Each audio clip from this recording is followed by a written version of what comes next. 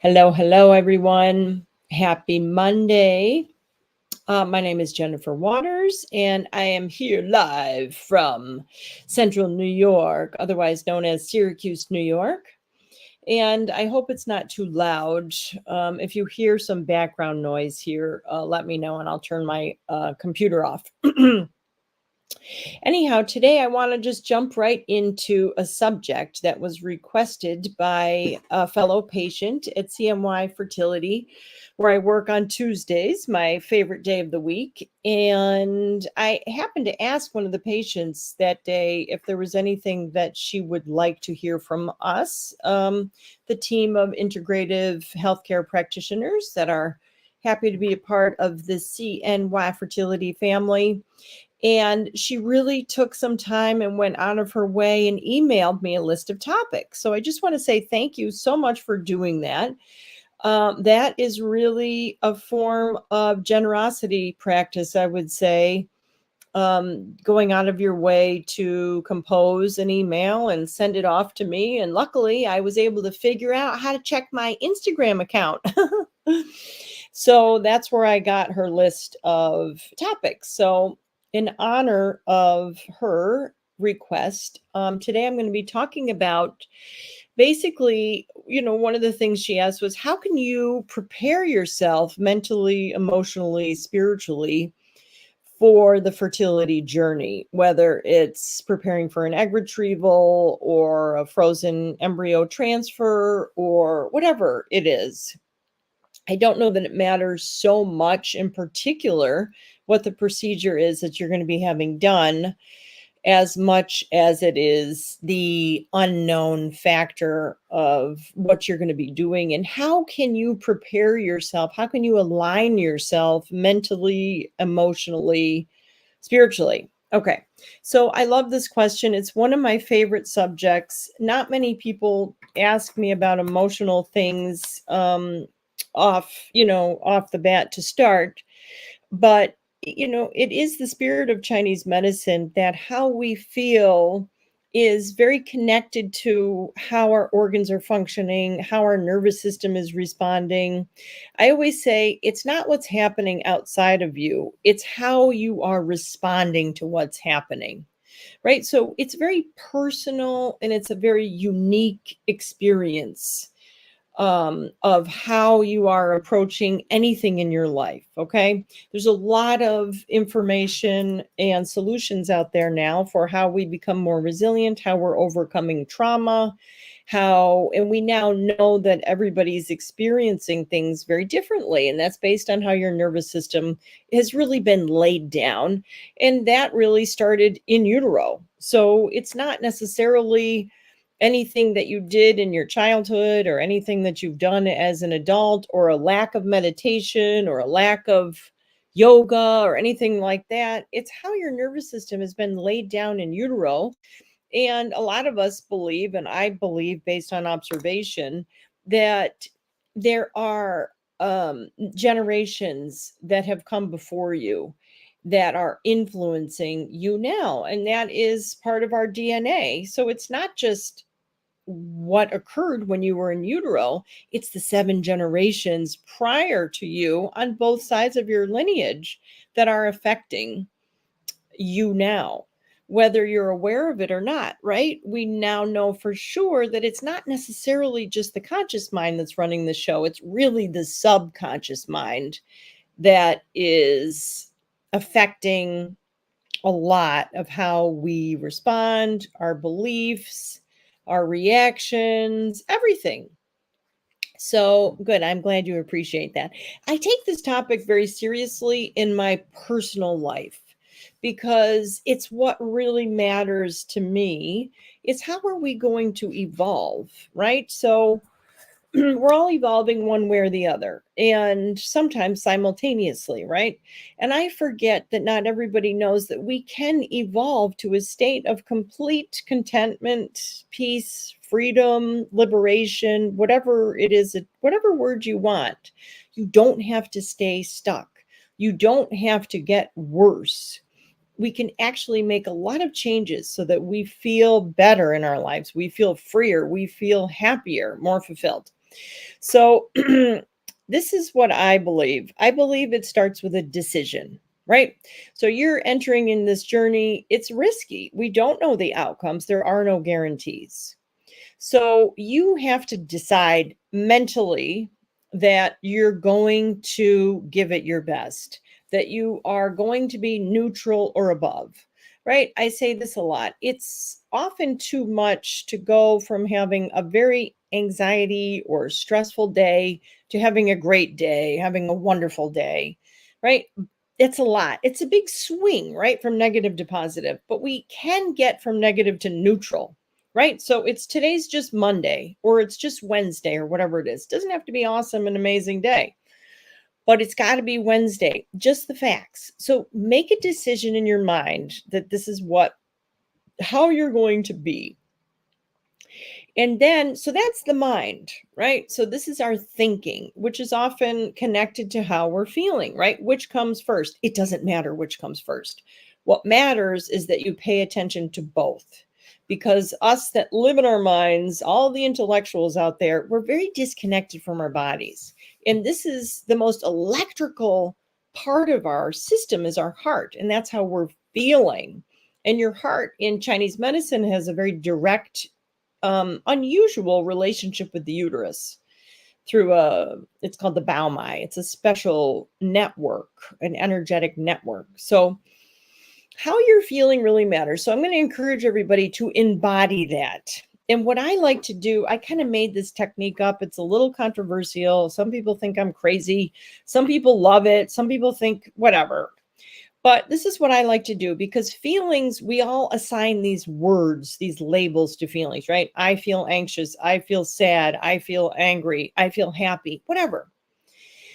But those are universal words, right? So we all associate, oh, anxiety is bad, happiness is good, or whatever. And those labels can actually keep you stuck in a certain patterned way of thinking and responding.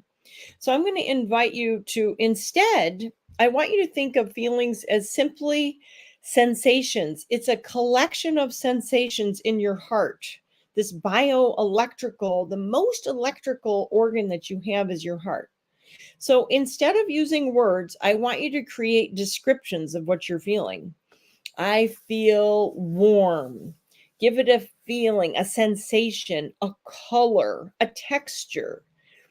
I feel sharp. A lot of times when I feel upset, I feel like tin foil. For me, it's always cold, gray, jagged, right? Now that gives you a much more descriptive sense of what's going on than I feel anxious, right? And that's sort of almost like a lazy way to approach it. So describe how your feelings become intimate with those sensations. Remove all the judgment, any shame, anything attached to those sensations, and simply describe how you're feeling. Okay. Color, shape, texture, location. You can give it a song, a playlist if you want to, whatever. Use your creative imagination to embody the sensations that you're feeling. Okay.